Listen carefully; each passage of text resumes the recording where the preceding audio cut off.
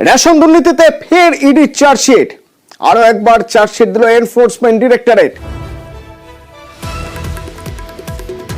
জ্যোতিপ্রিয় মল্লিক বাকিবুড়ের সঙ্গে লেনদেন, 1000 কোটির লেনদেন জ্যোতিপ্রিয় ঘনিষ্ঠ দুই ভাইয়ের বিরুদ্ধে চার্জশিট।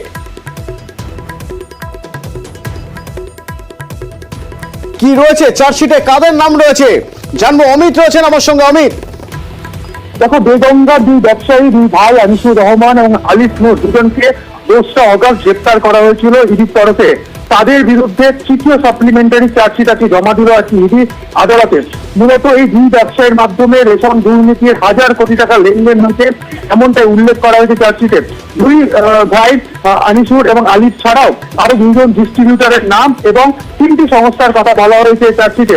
এবং এছাড়া 350টি অ্যাকাউন্টের হদিশ পাওয়া গিয়েছে দুই ব্যবসায়ী এবং দুই ব্যবসায়ীর যে কোম্পানিগুলো রয়েছে তাদের বিভিন্ন কর্মী, তাদের 350টি ব্যাংক অ্যাকাউন্টের সন্ধান পাওয়া গেছে, সেই কথাটা উল্লেখ করা হয়েছে চার্জশিটে।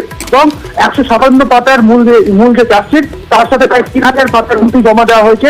কিভাবে এই দুই ভাই আনিসুর এবং আলী, যারা বাকিবুড়ের ঘনিষ্ঠ এবং একই সঙ্গে জ্যোতিপ্রিয় মল্লিকের ঘনিষ্ঠ, তাদেরকে কিভাবে রেশন দুর্নীতির কাজে ব্যবহার করা হয়েছিল সমস্ত বিষয় উল্লেখ করা হয়েছে। এবং আজকে চিফ মেট্রোপলিটন ম্যাজিস্ট্রেটের এজলাসে চার্জশিট জমা দেওয়া হয়েছে। আগামী সোমবার 30 তারিখ মূল যে ইডি কোর্ট রয়েছে সেখানে এই চার্জশিট সংক্রান্ত বিষয় শুনানি হবে। তবে জানিয়ে রাখবো, 2রা অগাস্ট গ্রেপ্তার করা হয়। আজকে 58 দিনের মাথায় ইডির তরফে বেগঙ্গার দুই ব্যবসায়ী আনিসুর রহমান এবং আলিফের বিরুদ্ধে চার্জশিট জমা দেওয়া হবে ইডির তরফে।